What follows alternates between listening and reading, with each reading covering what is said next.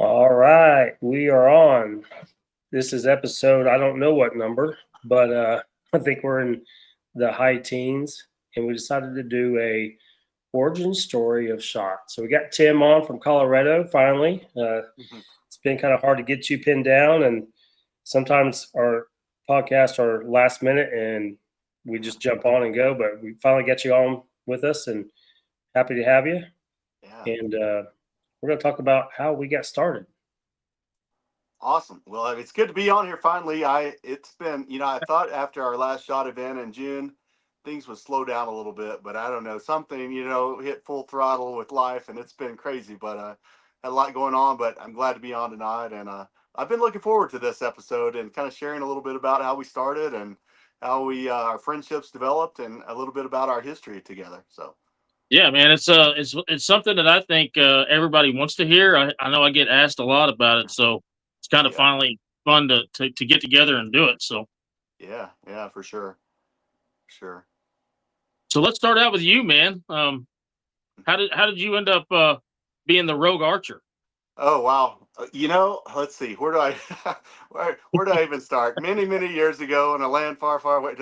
I guess starting out how I kind of got into archery was as a kid. I started out. I don't know if anyone, you guys may, Brian, you guys might remember on TNN Outdoors, there used to be the Jackie Bushman Oh yeah, Buckmasters, yeah. and that was every Sunday. And I always, I was pretty young at the time, but I would always go and, kind of try to mess around with my dad's compound bow. And he had a recurve too at the time. And he probably had maybe five or six arrows that none of them had the same point. They were all different kinds of arrows, different Easton, aluminums, but, You're talking I about kind of my got quiver into it. now. I would watch Buckmasters. Look forward to that every Sunday, and then Sunday afternoons I'd go out and try to lose all my dad's arrows with his recurve bow. So, yeah, that's kind of how I started, and I just grew up. Of course, in southern Oklahoma, most everyone hunts, and I just wanted a way to hunt longer than just rifle season and muzzleloading season, and so archery was the way to do that. The way to be in the woods longer, and kind of went over the years, got into, of course, whitetail hunting and hog hunting and all the things and turkey, but I always had the dream of going to Colorado and hunting Western big game. And for one reason or another, it was like, it's just so far. And, how do you even do it? I don't even know where would I go once I got there. I had no clue about tags. So I guess it was after college. A friend of mine, Chris Hightower, and we started talking. It's like, you know what? Let's just go do it. We knew some guys, and kind of made some connections, and went to Colorado, and went through a lot. But to get into Rogue Archer, kind of fast forward by a lot of years. This year was my 20th year hunting Colorado archery elk, and had some really good experiences. Had some bad experiences, but I always look forward to shooting in the summer. Like I started getting elk, my backpacks together, weighing food, weighing, packs, weighing everything out, getting ready for September throughout the summer. And somewhere along the way, I guess around 2016 or 2017, I discovered Total Archery Challenge, and so I was like, oh man, this is the way to do it. This is, go and, you can check out all the gear and, shoot the courses and just kind of make connections, like find out a little bit more about, the Western hunt and the scene there. So started shooting tack, and I dabbled around with ASA back, growing up in Hugo. We had the Paris Pro-Am with ASA for a long time, just across the state line. So I shot that for a few years, a long time ago. And I guess when I moved back to Hugo, back to Oklahoma in 2012, there was just really wasn't any 3D ranges. There wasn't any archery around there. So Easton and my kids were starting to, get into archery a little bit. They started shooting the archery, the NAS program in schools. And we drove around, and it wasn't really anything. We shot tacks and this and that. And so it's like, let's just put in a range. And so in 2019, we put in a range, and it started out really it was more of a fitness meets archery. That's kind of how it became Rogue Archer, kind of the rogue component of CrossFit with archery. And so we would do time challenges, and to try and get your heart rate up. It's kind of like our novelty shots now, Brian. Yeah. We want to mess you up a little bit, and not be in that element of where you just relax in the backyard and having a good time, listen to some Luke Bryan, and whatever, But we wanted to Yeah. get your heart rate Try to up. simulate a little buck fever. Yeah.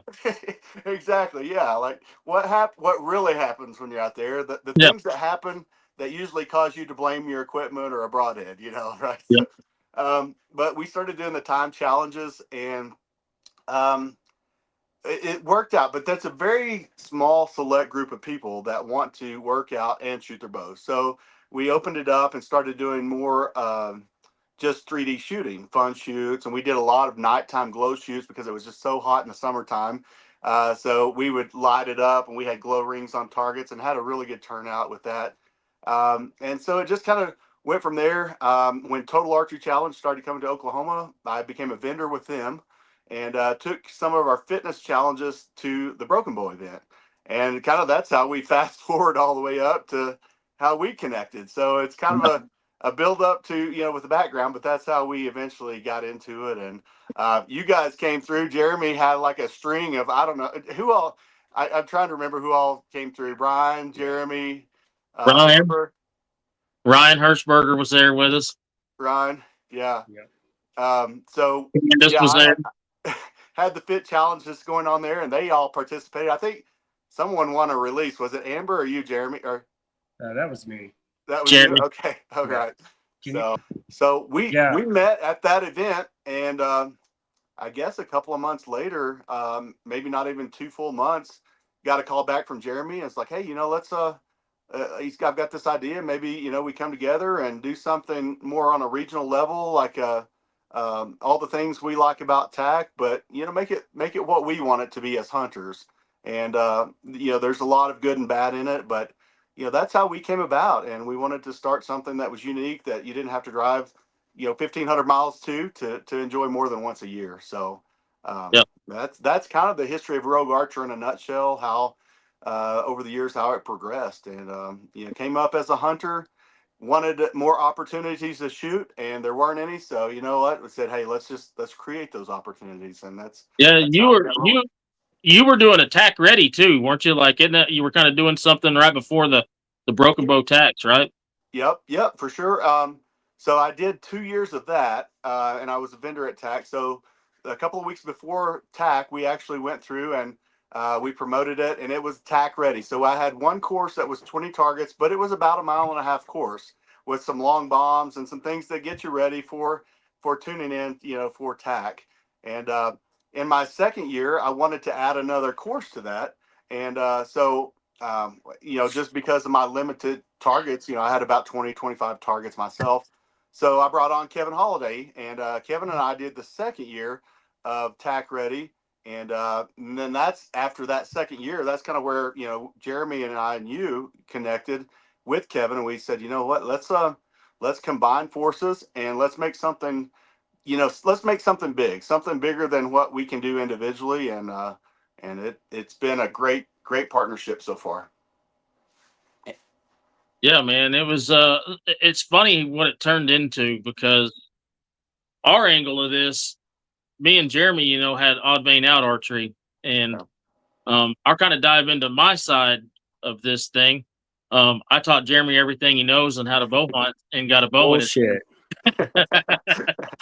If it wasn't for Brian Thomas, there'd be no Jereme Budgick on the bow hunting side. I mean, that's all there is to it. We all know that, Brian. It's I know, just, I know. to say it, out loud. I mean, if you On guys don't another believe me, podcast, I'm going to tell the story of how you taught me how to bow hunt, and yeah. it Well, was all the things anyway. what not to do. So anyway, when me and Jereme met, he was primarily a duck hunter, turkey hunter. He didn't bow hunt, and I joke around about it, but I bow hunted. My dad got me a bow when I was like 14 or 15. He was in a wheelchair, so he crossbow hunted. And I shot that crossbow a lot. I make fun of guys with crossbows now, but I used to shoot a lot of stuff with a crossbow when I was younger. But he bought me a bow that was way too big. It had aluminum arrows. It was an old Browning Nomad, shooting those Easton aluminum arrows. But I sucked at it for a long time, being 15 years old. And I realized I could kill a lot more deer with a rifle. So I rifle hunted primarily and muzzleloader. About 17, 18 years old, football, wrestling, and all that good stuff. I just didn't have time to pick it up and left it to the side, chasing girls, all that stuff. Yeah. And then when I graduated, I had a buddy of mine who was like, "Hey man, you got a bow?" And I was like, "Yeah." I said, "I don't ever shoot it." And he's like, "Man, they got those techno hunts going on in Pryor, so let's go to a techno hunt." And that opened me up to a whole nother deal. So we started going around and shooting these little leagues of the techno hunts. And man, it was fun. You know, you go shoot the screen, different scenarios, elk walking out, a snake rattling, and you know, you shoot them. And man, we got to be pretty good at that. And we were winning some money back then, you know, 30, 40 bucks. It was gas money and a few beers. And so then when I met Jereme, Jeremy's one of those guys that he goes all in, man. When you do something with Jereme, it doesn't matter if it's playing golf or what, he's gonna go all in. And man, he went out, bought him a new, what was the Hoyt you bought, Jereme? Ultra Mag. The Ultra Mag. At the time, that was the boat. 2004, probably. Yeah. Yep. And so I bring him to my house and we do some hunting and started shooting and going from there. And we didn't really shoot a lot of 3D though, because there really wasn't a whole lot in our area around. Yeah. But you know, back then we got into duck calls and deer calls, and so we did that for a little while. Yeah. Fast forward to 2012, we start working together again, and started picking the bows up again.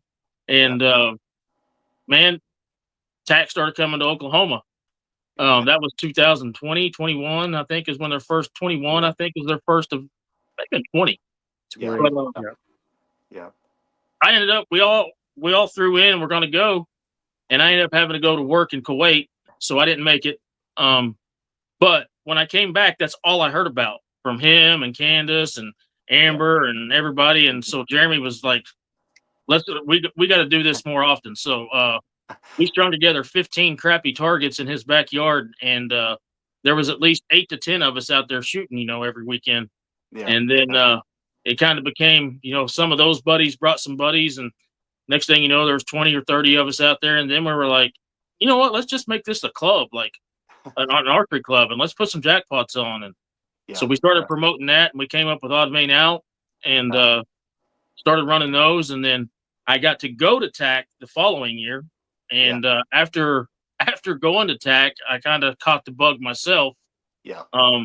And mine came from, so we were already running the jackpots and doing pretty decent, but I had a pretty good interaction with John Dudley there at the knock on. My little boy, Cannon, he was like 3 years old back then, and he was always going around doing the knock on sign. And well, we brought him up there, and he shot at the practice range with us and stuff and hung out. Well, Teresa had brought him over to the knock on booth, but John was busy talking to somebody, and she was just taking his pictures in front of his camper and stuff. And the guys from the Orange Bison tent were like, "Hey, you want your picture with John?" And I was like, he's busy, don't bug him. He's like, no. And they just grabbed him and took him over there. Well, John just picks him up in mid-conversation and carries him around, just carrying on like no big deal, but just carrying Cannon around. Yeah. And he just took off with my kid walking around. And I was just like, man, that's freaking awesome, you know? Takes some pictures with him, talks to him. And it was just an interaction that didn't have to be, right? Like he took that time out while he was talking to 15 other people that, you know, lined up to him. And I was like, you know what? That's how I want to be at every one of our events that we do. Even though just little backyard shoots, like that's where the inspiration came for me, of how I wanted to treat everybody that came to our events. I wanted to be able to have that same personal level with everybody. And so when we walked away from that one, we put a lot more thought into Odd Main Out, and started making the courses TAC style. We didn't have all the room in Jereme's backyard to make everything 100 plus yards, but when we could stretch one out, we did.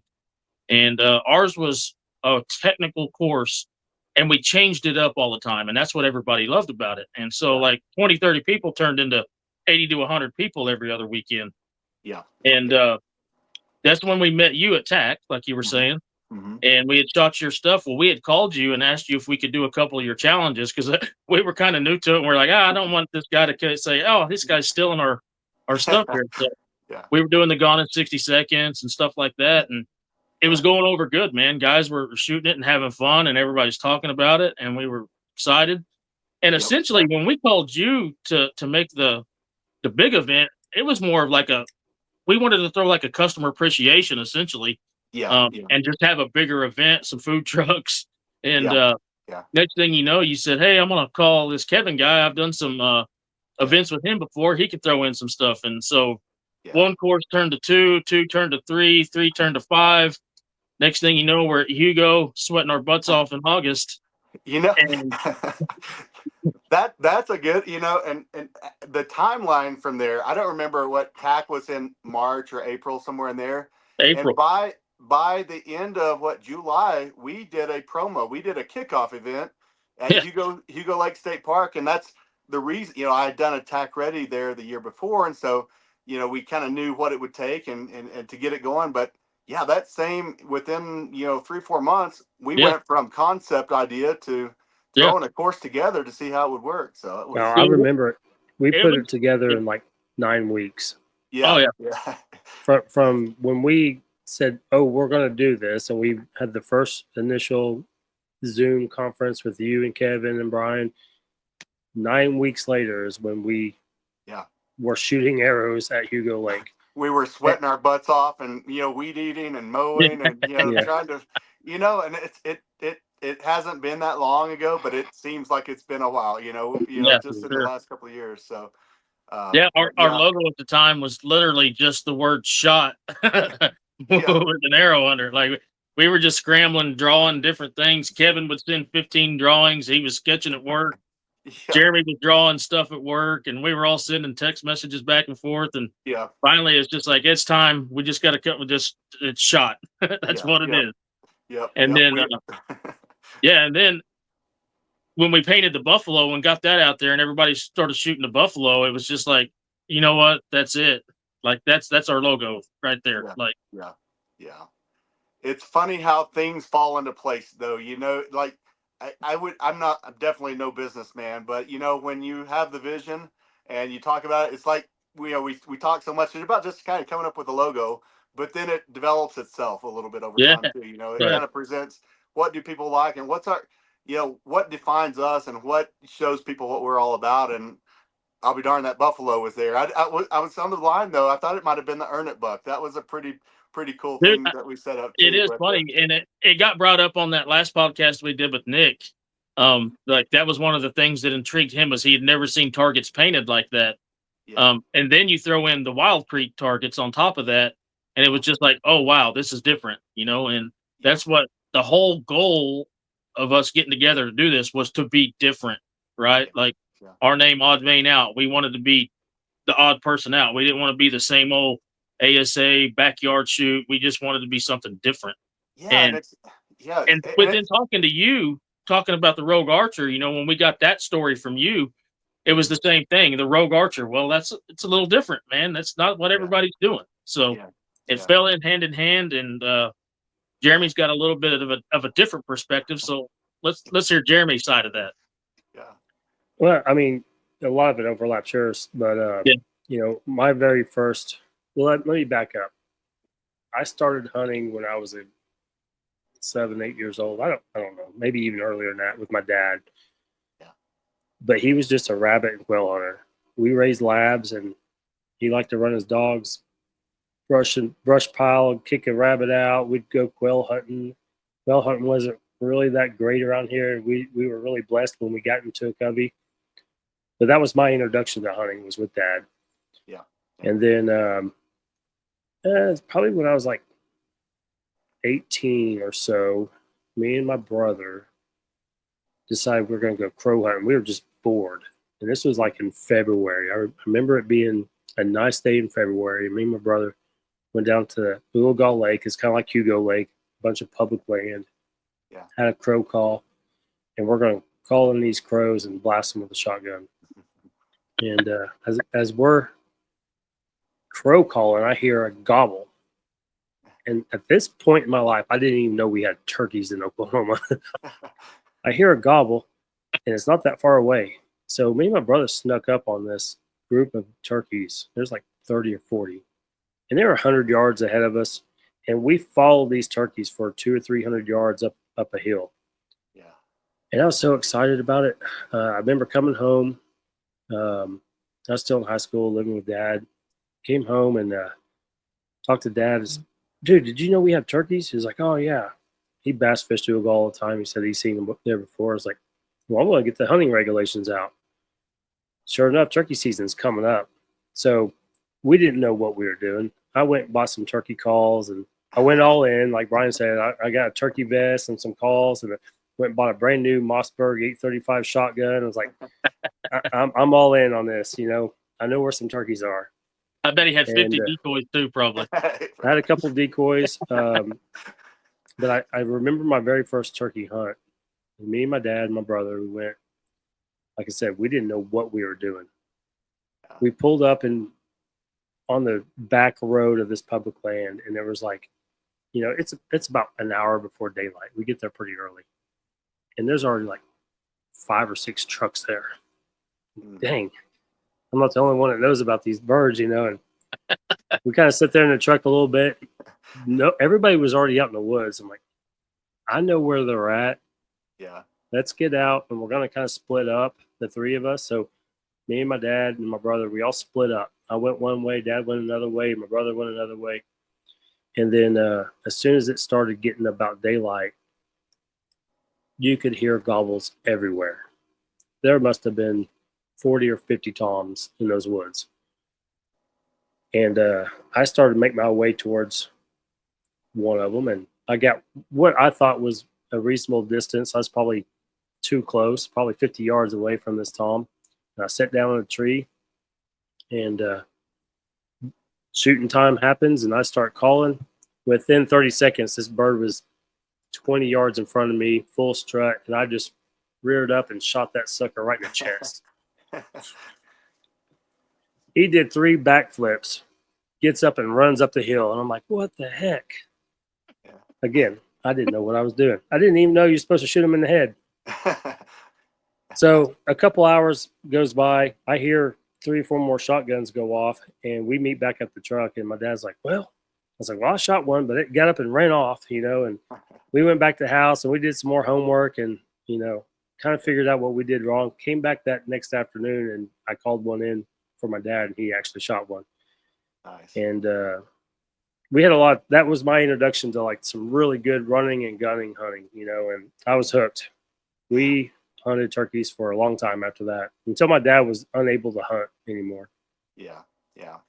And then I kind of got into the waterfowl, like Bryan said. We started making duck calls. I was a hardcore waterfowler. Looking back, I don't know why. It was a lot of work, a lot of money for very little reward, and a lot of bad weather. Like, we always went out when it was the nastiest weather ever, and we've Best hunted duck in hunts ice ever. storms. Yeah. The only thing we haven't hunted in is a dang tornado, and Their sirens were going off though once. sirens were going off once. Yeah. We hunted in the great ice storm of, was that 2007? Yeah. Oh gosh. During the ice storm, like before it actually hit, like it was coming in on us, and I've got pictures of icicles coming off my beard, and Oh, took my coat off, and it looked like a turtle shell just covered in ice. yeah. Transformers were popping. The power lines were falling over, and the transformers were popping in the background. All around us. Luckily, as we went to drive down into where we were at, some guys told us not to go down there. He's like, yeah, we've already had to cut a truck out with a chainsaw. So we parked on the road, and sure as shit, by the time we got down there was already 3 or 4 trees down. But it helped us out, because every time one of those trees would break, it sounded like a shotgun, and all the ducks would get up and come over to us. It was actually one of our best duck hunts we've ever had. Nice. It was a good one. We limited out on mallards on big water. Yeah.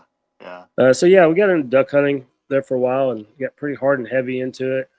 Spent a lot of money on decoys, and we made a lot of duck calls, and I made some deer grunt tubes, and went around to some hunting shows. We did pretty good with that. Yeah. It was fun. And then kind of got out of that a little bit, and where we were, Bryan and I have worked together almost all of our lives. Where we were working at the time was going through a downturn. And during that downturn, we kind of stopped hunting a little bit. Bryan went down to Louisiana for a little while. We reconnected in 2012. And that's when, of course, we did do a lot of deer hunting during that time too. But in 2012, when he came back to Oklahoma, that we really started getting hot and heavy into it. Yeah. Fast forward to my very first TAC experience. Bryan was in Kuwait. He was supposed to go. I had my sister, Amber, a couple other guys, John and Dakota was with us. And I just had the greatest time there. Yeah. I remember distinctively thinking to myself, what makes this great is the atmosphere.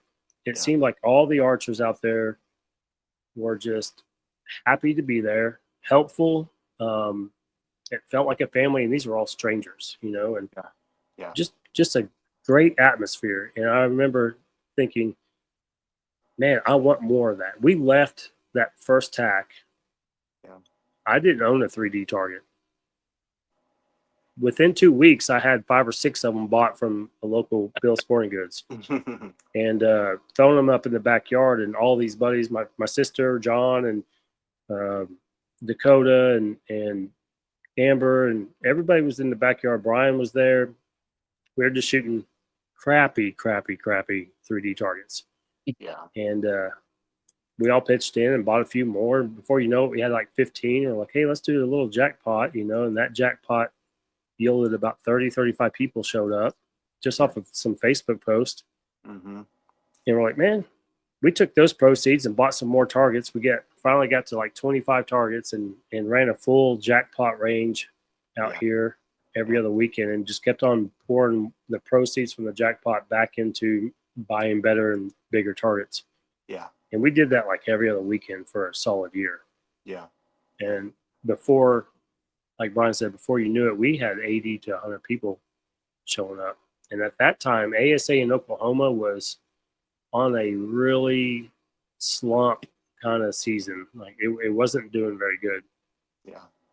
And we'd have I attribute, more people. we had more people yeah, coming to the jackpot than right down the road from the house going to an ASA. Yeah. Yeah. And I attributed that to the atmosphere. Yeah. And I'll be honest, at the time, I was an ASA hater. I didn't want to go put myself in that kind of atmosphere. We mauled the odd vein out jackpots like a very miniature TAC event. We wanted to generate a great atmosphere and just have fun. We limited the classes to 3 classes, and we paid out a Saturday jackpot payout and a Sunday. So people that were competing on Saturday didn't have to compete with those on Sunday. And so and you could shoot both of them. You want to come shoot Saturday and then come again on Sunday? More the merrier, Yeah. And it was very technical. They were like tactile shots, maybe not the long distance, but you're going to shoot through some trees, over limbs, under limbs, over rocks. Mm-hmm. We prided ourselves on making difficult shots, and the more difficult we made them, the more it seemed like people were having a good time.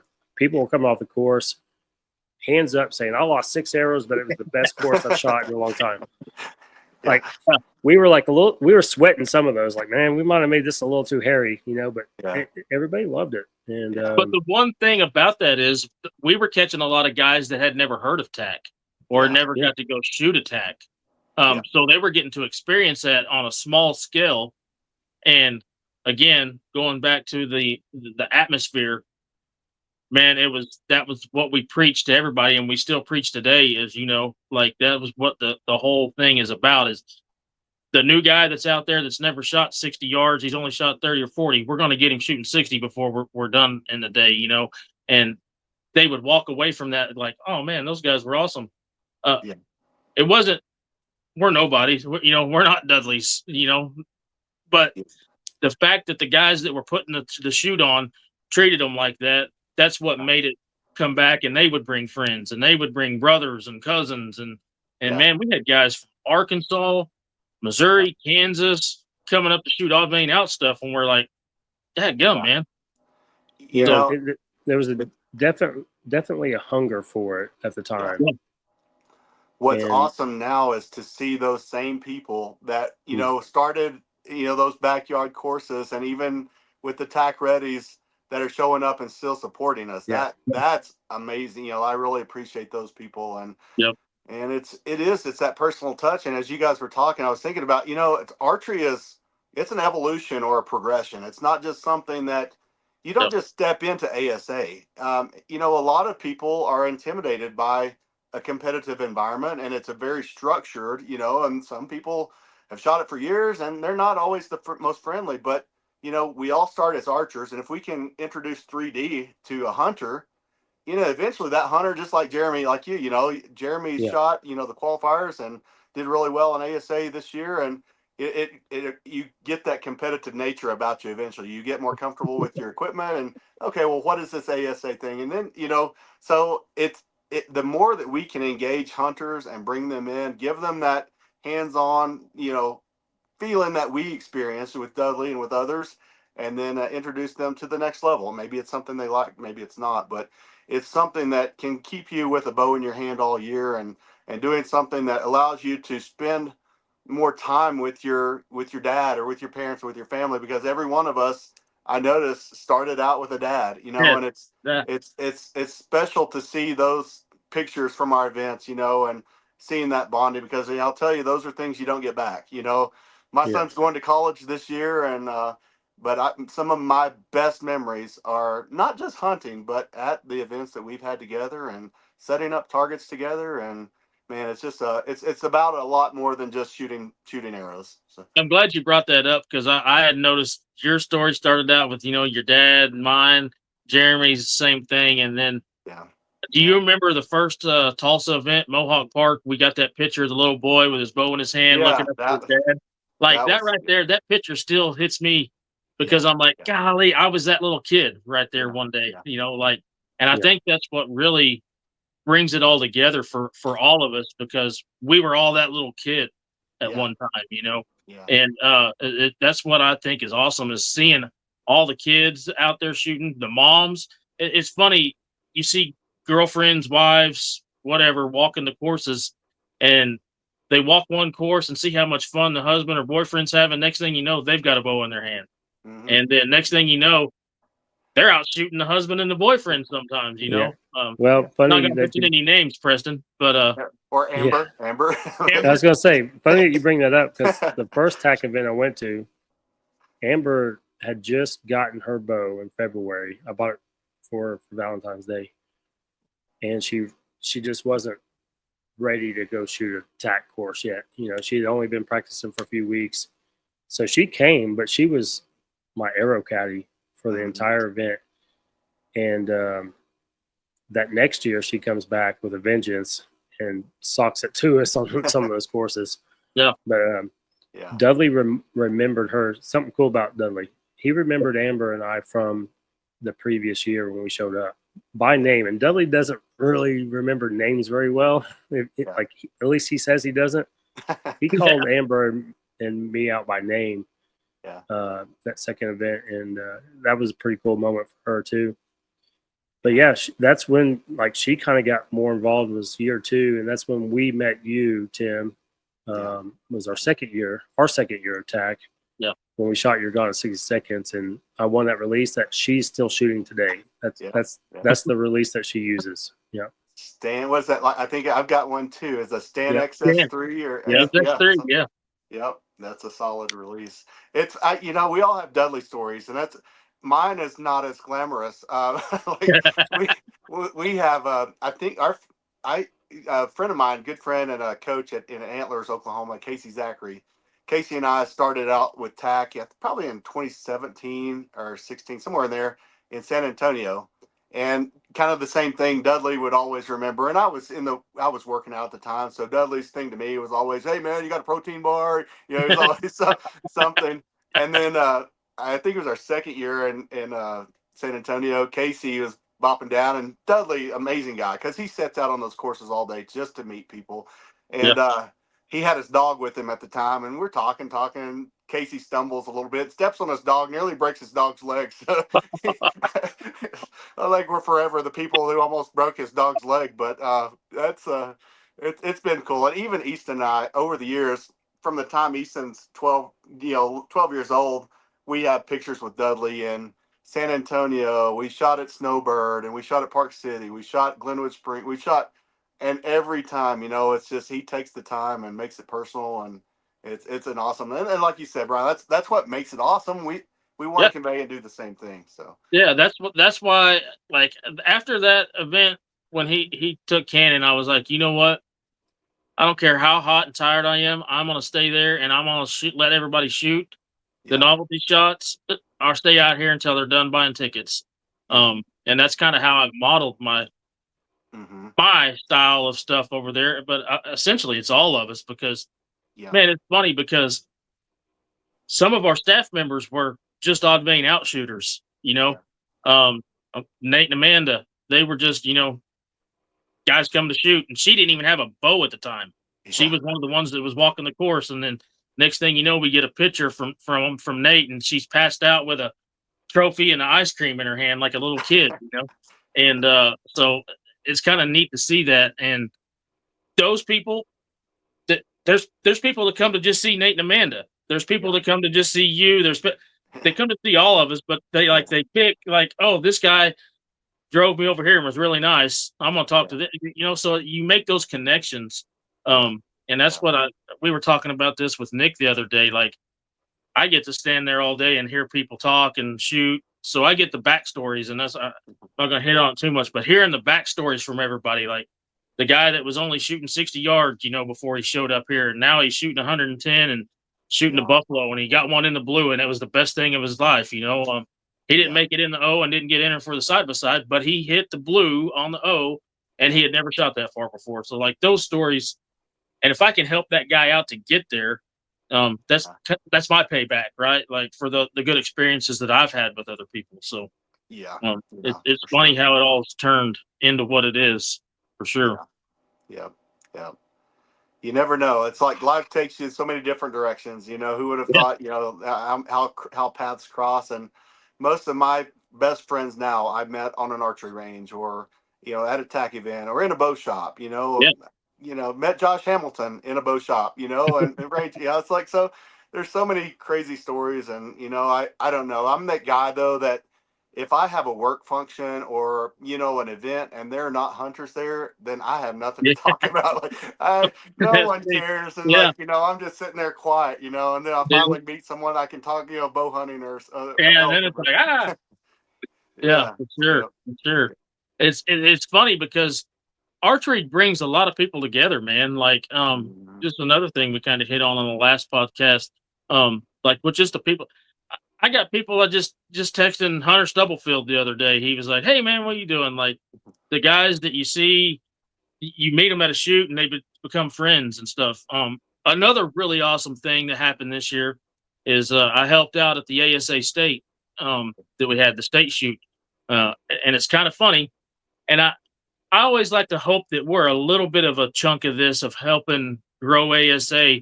Neil's done a hell of a job getting it to where it is, because like Jeremy said, 3 years ago, it was a dying breed. We'd had more people at our backyard shoot than they had at the state shoot. And this year they had over 250 show up. But all the shot jerseys and the shot shirts and shot hats at the ASA state shoot, that was freaking awesome. So I like to think we had a little part in helping grow, which is what the whole point of this is growing archery. I think a lot of people don't realize that, which is one reason why we mixed the ASA and threw an ASA course in it, because we want everybody to mesh, man, because there's stuff for everybody there. So seeing the shot jerseys at the ASA state and shooting, I got to shoot with Chase Baggs, who was just a customer at one time. He showed up to the Hugo event. That's the first time I met him. And now he's got Sarah, his wife, and Mason, and his other boys, Reed and Parker, out there shooting with him. So, I mean, that's what's freaking awesome to me. Yeah, absolutely. Yeah, for sure. Building that community and growing the sport of archery. And I think I think we did have. I think Odd Vein Out. I think Rogue Archer, and I think Shot all had a hand in the growth that we've seen in ASA. Neil Cooley knocked it out of the park as soon as he took the wheel for president of ASA in Oklahoma, or director of ASA in Oklahoma. Yeah. Shout out to Neil. He's done a fabulous job of growing it. Yeah. And I say that I think it was a perfect storm of different leadership in ASA, TAC coming to Oklahoma in that general time frame. Yeah. And us doing what we were doing with the Odd Vein Out, Rogue Archer, and then starting Shot. It was just a perfect recipe to just blow up. And I've seen it's been a blow up in the last 3 years. Yeah. And something that really drove that, and I think, Josh and, the folks at ASA saw this too, with the popularity of TAC, and it's not a competitive event, we know that, but that's the bulk of the shooters out there. So ASA, 2 years ago, they saw that, and always a problem, not a problem, but, a conflict with ASA is there are speed requirements and there are different, equipment, specifications to be able to shoot, and be competitive on the same level. But about 2 years ago, they introduced a new class with 145, which allows you to use those, the bow and the setup, the sights, the movable sights, and the things that you would shoot a TAC event with. So now it's easier to bridge that. If you're shooting good TAC, you can walk right onto one of our courses at Shot and give ASA a try. And there's a class that's there for you without having to go buy a new bow, without trying to, figure out all the ins and outs of it. It's there and it's ready. And I'm glad you brought that up, because it's a perfect introduction for that person that is competitive to step in. If you aren't quite sure how ASA works, you can hit that Bow Hunter 45 class. You're shooting with your regular equipment, like you said, that you're shooting at Shot, you're shooting at TAC, your backyard, and you can compete.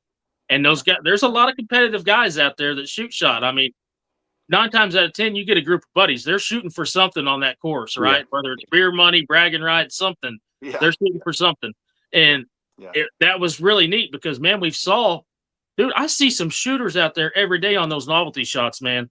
And that's why I 100%, when we started talking about the ASA, I was like, dude, those ASA guys need to come spend some time at the novelty booth, because if they're competitive, we got stuff for them to win here. Like, not just dude, we're giving away stuff every event.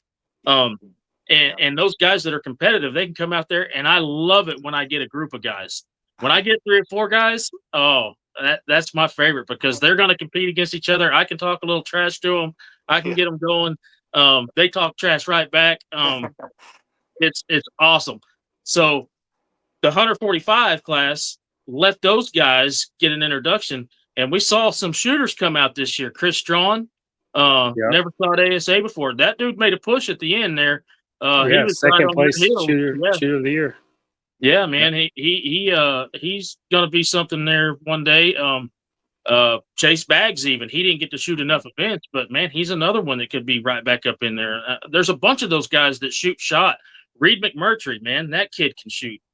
He started shooting the indoor at Oakeyland, I think, and was winning a few of those. And it's like, dude, you need to shoot some ASA. And he shot a few events. He hadn't get time to do it, but man, once they jump into it and start getting that competitive side out, it's over. It's an addiction, It's just like golf. It's like anything else. And the thing with archery is you're competing. At the end of the day, you're competing against yourself. You know, right. And so you can have your best day, your worst day, and it just, if you're not shooting your best, that's a reason to get back out there the next day and, tinkering. It's always new gear. It's, probably in my mind, I need better gear to shoot better, but you don't. The gear might be 5% and the way you shoot is 95%, so, and but it's still, it's fun to try new things and see what everybody else is doing, what they're successful with.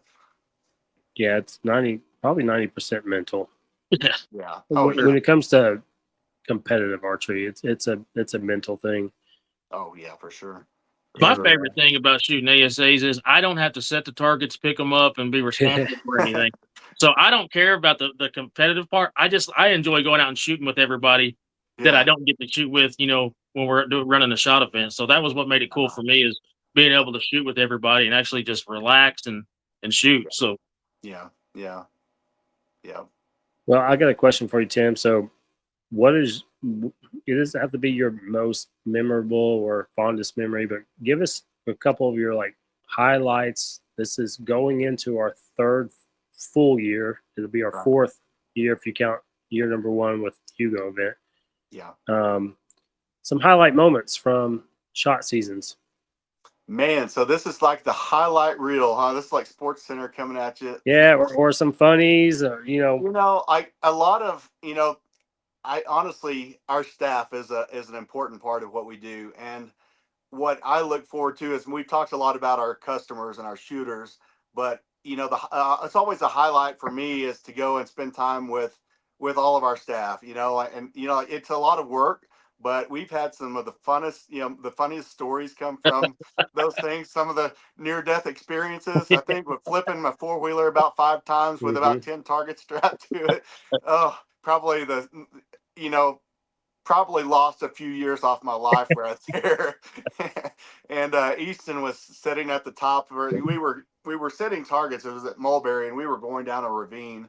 And my idea was to strap some targets on and a makeshift rack. And I tried to, guys. I know it's steep, so I get off to walk it down, and man, that 4-wheeler, the weight shifted and the whole thing went down, and it was end over end, like, and it ended up, not sunny side up either. And I look back and Easton's there with his mouth open, and I'm like, oh my, it's like, but we got it out. Okay, I'm okay. I'm okay. Yeah, it's okay. Yeah, totally. I think it flipped over the top of me as it was going, and so it was crazy. But That should have been definitely highlight. that should have been a Polaris commercial, dude. Yeah, it was one of those. Was that the Jet 2? We could do one of those. Get to TikTok. holiday. Yeah, the Yeah. Jet 2 holiday. You can have 50, save 50. Um, no, that was cool. I really, seeing the just the start to finish follow events growing. I think that's been a highlight for us, and seeing the growth, and highlight seeing the new vendors who would believe in us too coming on board, and seeing what we want and what we're doing, and wanting to be a part of it.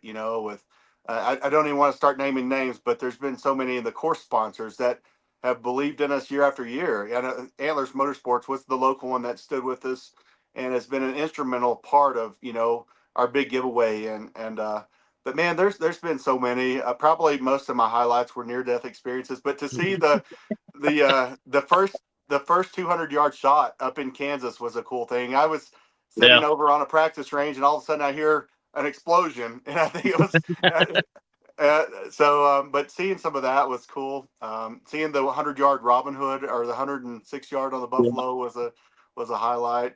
And then like the fishing derbies and the engagement that Yeah. we've had with the kids, and hopefully next year we can do more of that. My vision is to have some concerts in the evening, and some things that people can just stick around and do even after the shoot, to spend more time together and hang out a little bit. So, but Yeah. yeah, those, kind of put me on the spot, but those are some that definitely stand out. But probably, the thing is, this is our vacation. You guys, you may not realize it, but the amount of vacation days that we put into going out and setting courses, and each one of those is what we do for vacation time, aside from some hunting in the fall. So, Yeah. you've got to enjoy and love the people that you work with, and your customers, and that's been a big part of it for me.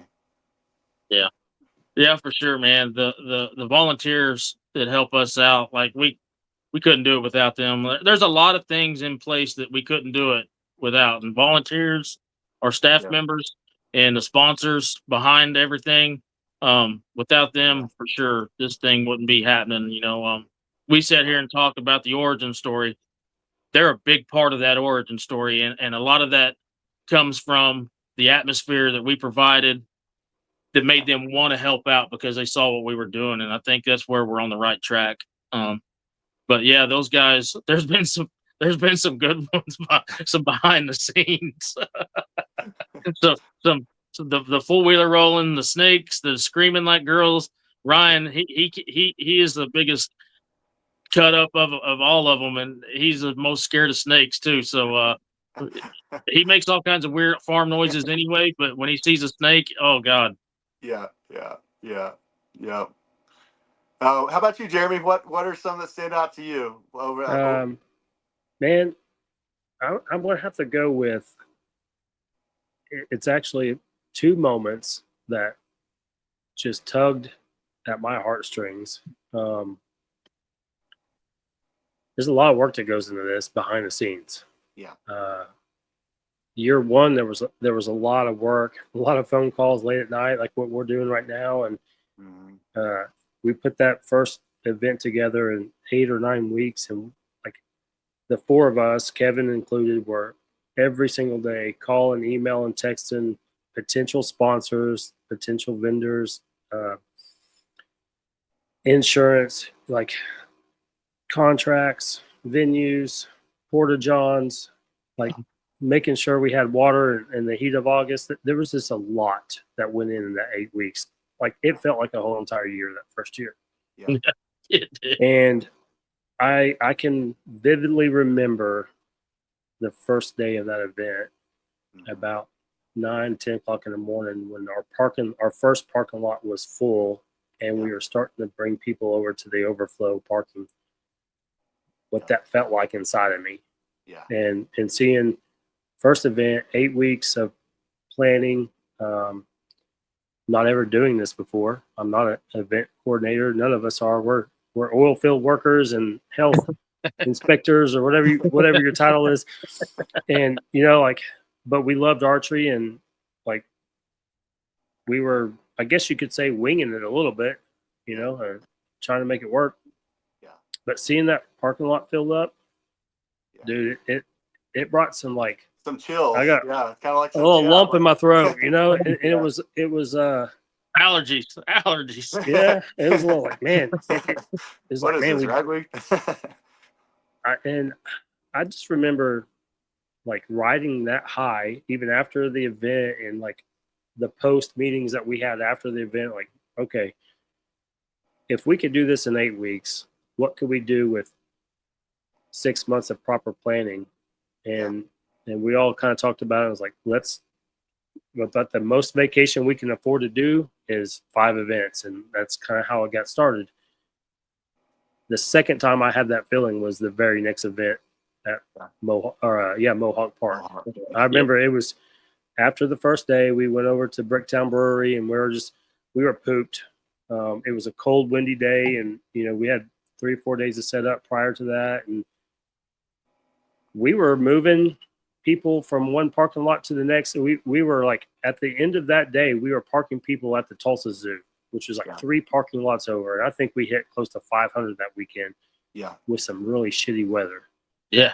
But that first day we were having dinner and drinks at Bricktown Brewery in Owasso, kind of like day one's in the books. I was looking around at the staff members, everybody that joined us to help, all the work that went into it. Because you go into this thinking, well, what if nobody shows up? Yeah. And like, because we're putting our asses on the line here a little bit, like financially and all of our time and effort, and we got sponsors that we got to show for, and not ever proving ourselves yet. That was a kind of a proven moment, in my opinion. It felt like we were justified doing what we were doing. Yeah. It felt like it all came. There's a reason we're doing this. People want to do this, and people have a hunger for this. And that was the second time I had to choke back some tears and a little lump in my throat. Yeah. And I get that feeling after each event, but those 2 events were memorable. Yeah. So I think that's a fond memory for me, just like the reward after all the hard work. Most of the people listening to this, they're not going to understand what goes into putting these events on. Yeah. And it's, we've been already working since our last event of 2025 in June. We've already been putting countless hours and time and phone calls and emails and meetings with, the proper people for 2026. And we still got a lot of work to do. We still got to update the website. We still got to lock in the finalized, dates and venues. It's just a lot of work. Yeah. So getting that parking lot full, that made it worth it for me. I was like, man, this is why we're doing this. Yeah. And then you get to see out of that full parking lot, I recognize probably half of them from Odd Bane Out or Attack Event or Rogue Archer, or from a past event. Like, oh, you come back to the next one, and we meet these awesome customers that turn into friends and family, and it's a community that we're building. And there's nothing like it, man. The archery community, when you're ingrained in it, like, and it's deep. Yeah. When I see one of our customers like shoot a nice buck or something on Facebook, man, you want to like message them like, dude, that's an awesome buck, great shot. Or we got guys in Kansas winning trophies for the Kansas State stuff and their archery endeavors. Like, you root for them. These are guys that that come to your events, and you're like, heck yeah. It's family, man, and that's the most. Real quick, speaking of guys in Kansas and stuff, we had donated some shot passes to the Triple Threat in Trosper, and Kelly Dorr walked away with a shot pass, man. So congrats, Kelly. Nice. Somebody Job, who deserves a free entry into one of our events, man. That guy showed up at a few events, and that was awesome to me, seeing stuff like that.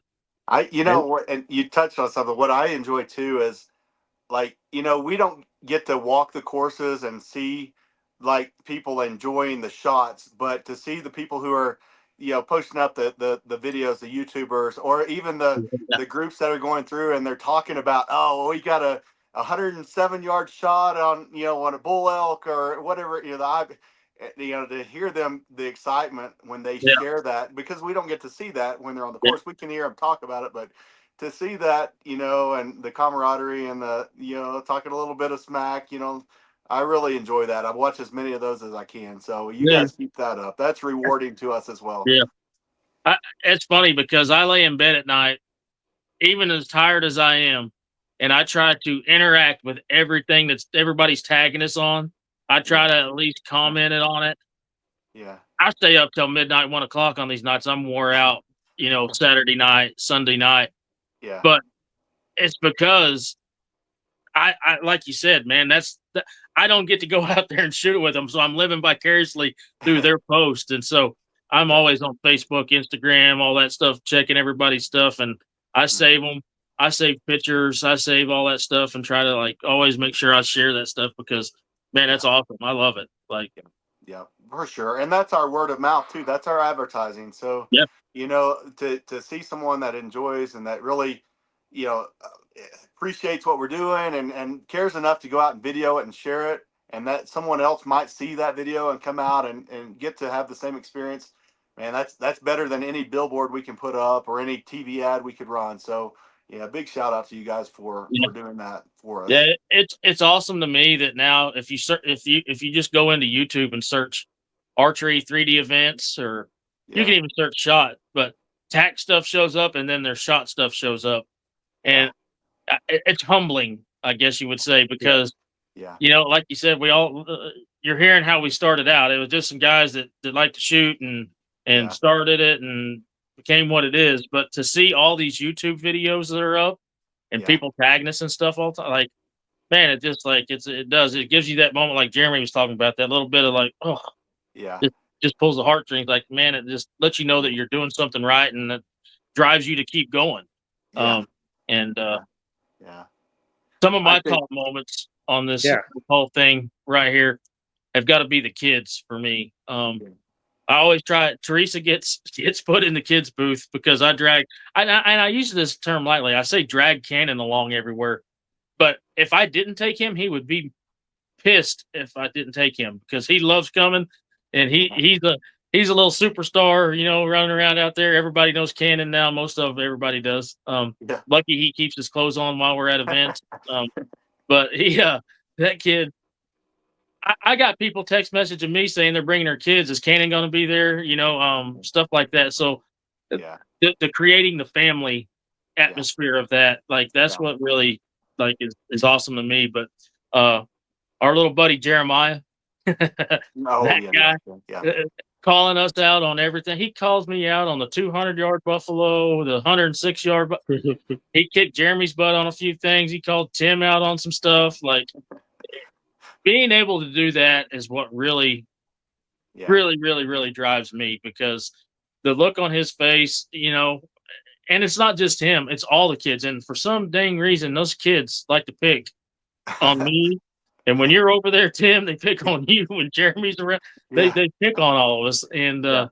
it's funny because every once in a while I'm like, oh, I'll let this kid win. But then shit, I'm not letting them win sometimes. They're Yeah, totally no, beat. I'm trying to win every time. I may put it off like I'm not, but little Yeah, for fuckers. I sure. mean, there's some good shots though. Well, I've seen some, some up and comers, and they love it, and Yeah. it's rewarding. It's awesome to see Yeah. that. We had the binos that we had from Choctaw Archery, and we give those away to the youth kids. And there was a kid over there, and I made him shoot. I tried to make them have the same amount of fun as their dads and buddies. They were all they were watching their dad shoot. They were over there shooting the Bill Sporting Goods Youth Zone. I was like, hey, I'm gonna make a little challenge between these two kids, and I made them shoot against each other. And the one kid won, and he got a pair of Vortex binoculars. And the dad was like, "Whoa, what? Hang on a minute." And I was like, "Yeah, he's gonna win these." So the kid was, just happy as could be. But his little buddy, Yeah. he wasn't far off. And I was like, "Hey, come over here. I got something else for you." So we went and got him a shot hat. Yeah. Yeah. I can't remember what hat he had on, but he threw it to the ground and put the shot hat on. And he thought that was way better than the binoculars. And that right there, like that stuff like that, man. That's awesome. He had to get the swag beats binoculars every day. You know that. Oh, yeah. You gotta look good. Yeah. You gotta look good to shoot good. Yeah. I'm telling you, it's awesome, man. And that's another thing that we contribute. That's our sponsors helping us out there. Bill Sporting Goods, man. When it comes to the kids, they are all in, and that's awesome. what's awesome about Bill Sporting Goods. Shout out to Abby. Yeah, the targets, the bows that they give away this year. Man, every one of the kids that won a target literally grabbed the target, dropped everything they had, and carried that thing off like a teddy bear. The parents, the look on the parents' face, like I said, it all stems from I was that kid one time. At one time, like holy crap. The fact that kid got to do something that he's watching his dad do, and he won a prize, like that it's just the best, man. Like, well, something that we haven't talked about, since this is the origin story, what SHOT actually stands for. I think there's a lot of people that are listening to this that probably don't realize how we came up with that actual name. You want to talk about that, Bryan? Yeah, man. So when we were like I said, when we were sketching out crappy logos and trying to figure out what we were going to call ourselves, like it was Ultimate 3D Experience. Like there was just so many different names. Like we had a page full of them.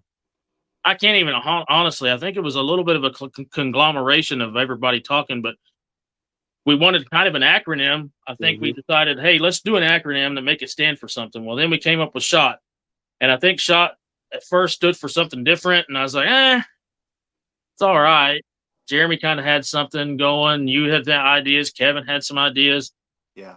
Man, literally, that we were all just thinking, because like it was I think I still have the text message group saved from all those years ago, and it's like everybody throwing down names, and finally shooting, hunting, and outdoors and tradition popped up. Like, man, that hits everything. Like, and that's kind of how we got SHOT right there. Was like, man, it's a little bit of everything. You come out to shoot. Most of us are hunters. We all love the outdoors and the tradition. That's why we're talking about the kids, man. Starting a tradition with the kids. So shooting, hunting, and outdoor traditions, like it just fit. Like you said earlier, like with the logo, everything just kind of popped into place, man. It's kind of one of those meant to be deals on how it worked out. So it was and plus what was cool about it was a team effort on that. Like everybody was throwing stuff out. Like not one person came up with that singular idea. Like it was all Jereme came up with SHOT. but Yeah. what could we make it stand for?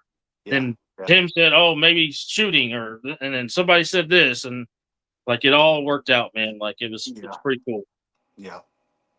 Yeah. It's cool. And you know what's I know we're probably getting towards time, but I think, with our passion, I'm getting pumped up just talking about it, kind of reflecting a little bit. And I think, the vision, the passion, I'm excited to be sitting here in 3 to 5 years and Yeah. then looking back at this podcast and saying, Yeah. look at where where Shot was. I think, I believe that we're going to be at a place that, we can continue what we're doing and be even on a larger scale to introduce more and impact more and introduce more people, not just to hunting, but to shooting and all the things, shooting, hunting, outdoors, and creating some new traditions for sure. So, Yep. Yeah. Absolutely. Hopefully we get a little bit better at doing podcasts. Yep. We're getting Bear there. with us. We're newbies at this, everybody. So This one's still better than the first one. So yeah, we're getting better. Yeah. Yep. Yep. Yeah, we have new software. Jeremy's been great, the technical side, and I don't getting know the about software. great, but we're getting better. Yeah, it's not where I would like it to be yet, but we're getting there. Yeah, yeah. I need a nice wall of bucks behind me, Brian. That's got to be a wallpaper though. You didn't kill all those bucks, did you? well, I gotta give credit to my dad. He gave Cannon the sheep there and that Yeah. buck there, but Yeah. the real good ones are mine. Yeah, I figured that. That's good. But Yep. yeah, man, we're excited for next year, next season. Yeah. Like Jereme said, we're still working on things. So I'm hoping by the end of this month we pop the schedule out. I think we've all kind of alluded. We've got an extra state that's still a surprise that we're working on. So we'll have the schedule and then some question marks because we're going to keep that one a surprise for a little while. Working on some new sponsors, working on a bunch of other stuff. Yeah. One thing too, if you guys are listening to this and you guys want to check it out, we do have some Wild Creek targets on the website now. So we are dealers for Wild Creek. They are our sponsor. Freaking awesome targets. So if you guys want to jump on the website, www.shot3dx.com, check out the Wild Creek targets that we have available. There's some instructions on there that tell you how to purchase these. You're not going to be able to purchase them on the website, but you get a hold of us there and let us know, and we'll discuss how to get those. So we're excited about that. We got about a shipment of about 40 different targets in this last weekend. So I've got them all unloaded in the storage and went through a few of them to take some pictures for the website. They look fantastic. Hey, we have one gigantic T-Rex target. Yeah. So if you're listening to this and you're interested in it's about 6 or 7 foot tall. It's a pretty cool target. First come, first serve on that big bad boy. Several ibex targets available. Those are always hot seller. And the werewolf. There's a couple werewolves and some of the smaller ones that I unpackaged. Like I was really impressed with the chameleons. Are pretty legit. I didn't think I was going to like the chameleon target until I got my hands on it. I was like, it's got a replaceable core. It's thick. It's pretty cool looking. It's a lot bigger than I thought it would be. I think those will be a hot seller. And then also the little Rexies are always a hot commodity for the kids. Yeah. And on with the targets, we've gotten to a point we have a lot of targets. So we've been talking about going through and maybe doing some inventory and selling some of the targets that we've been using over the years, and making some folks a good deal on those. So keep an eye out for some postings on that in the next couple of months too. We may have some good deals on some used targets as well. Cool. And we'll also have a flash sale coming up here pretty soon. So stay tuned on Facebook. We'll probably have a Facebook flash sale for special item to be announced later down the road. Yeah. And we're also working on some things to introduce to this podcast as well that we might be able to release here pretty soon as well. Always some things in the works. Yep. Right now, big priority though, shoot your bow, hunting season's coming up. You got a couple of weeks if you're going to be elk hunting, and just about a month and a couple of weeks for whitetail opener. So that's what it's all about. Let's get out, shoot those bows every day. Yeah, we're gonna try to get some content filmed, hunting wise. Hopefully you get some with you and Rachel up there and Chris Nickerson and those guys that are coming up to see you. Hopefully you guys have some cool stuff that we can share on there and see what's going on there. And then hopefully we got some muley action in Nebraska looking for us in September. So sure. if you're a shot customer and you still have a wristband on your bow and you get a bow kill, even if you don't have one on your bow, you get a bow kill and you want a tag shot in there, we're always doing little sneaky giveaways. So you never know. For sure. Yeah, that's another thing. There's so many other things, but seeing the shop bands and the shop merch, guys that are in Africa, Kelty Reza, he was in Africa, had a shot hat on. Freaking Steve Webb was in Africa with his shot hat. The bands, Kelty had his shot bands on his bow when he shot a couple of all his animals up there. Like, that's freaking awesome, man. You guys keep those pictures coming. We're sharing them. We love to see them. So keep that coming. Yeah, for sure. And you never know, we might have something for you. So absolutely.